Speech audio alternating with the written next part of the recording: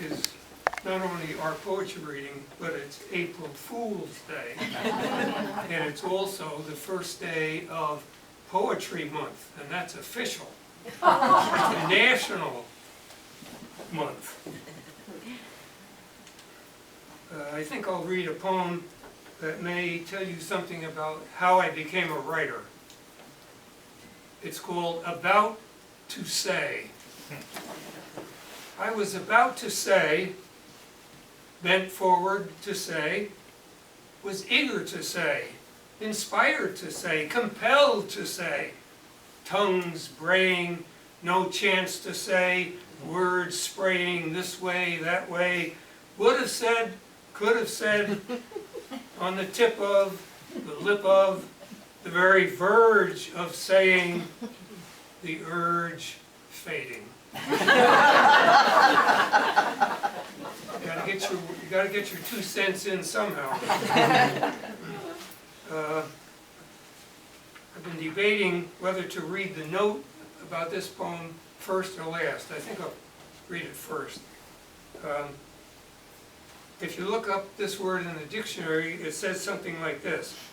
Abracadabra may refer to a Gnostic deity, Abrasax, who was called on for protection from disaster or disease.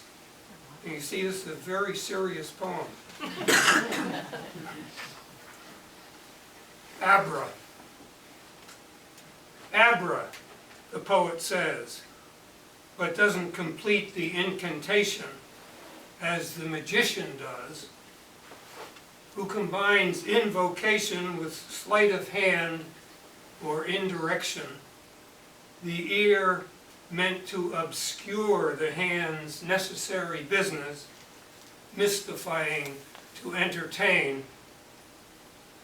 The poet wants the ear to hear the pointing sounds, laying the rhythms down in support of saying, as clearly as possible, the unsayable, just beyond sound and sense.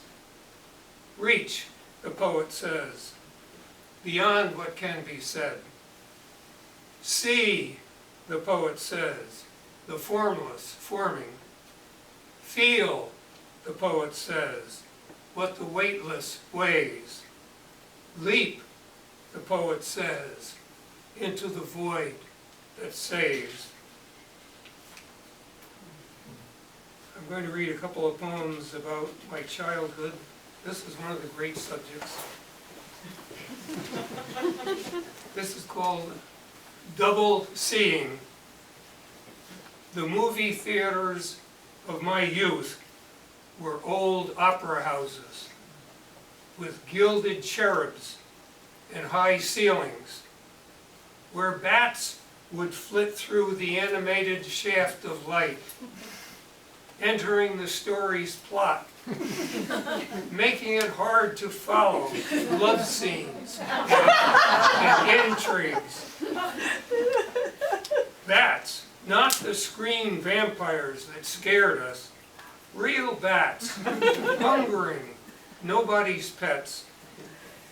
And we hunched down lower in our seats and tried to concentrate, beginning one kind of double seeing we were doomed to get better at as we went on blinking into the after show's glare and shadow. And this is another one about my childhood. Well, it doesn't sound like it at the beginning. It's called My Mother's Cats. My mother, who loved cats, once had 16 newborns wobbling from makeshift beds, young ones frisking, older ones lazing on sofa arms.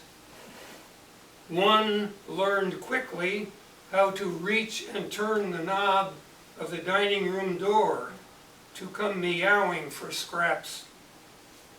My mother wept when one died or never came home. My father brother and I were sorry too, but were embarrassed by my mother's tears. We liked the cats, liked their antics, their company, but having 16 cats hinted at some need the rest of us sensed but couldn't supply.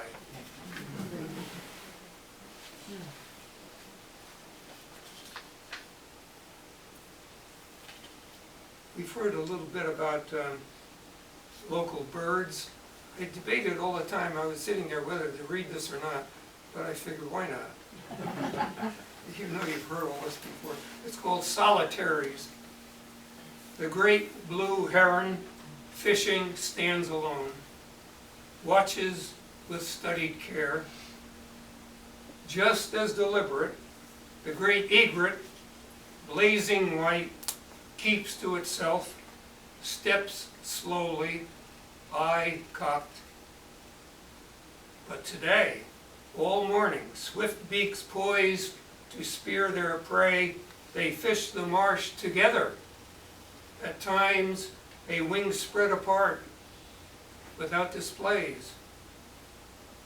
Gregarious ducks and gulls mill and churn, ignored by heron and egret, who, imperious, intent, stretch sinuous necks together, briefly. And I'm going to close with another poem that starts out about a bird, but then it goes on to something else, something Cedar Key like. This is, and just a word about the title. The title is Omen, and it seems to me we all need omens. The truth is too much for us, so we need an omen that might lie to us in a way that is comforting.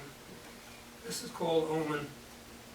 The crow under my window this last day of summer will do, the strong sun glossing his blackness as he struts the season's thick mat of green.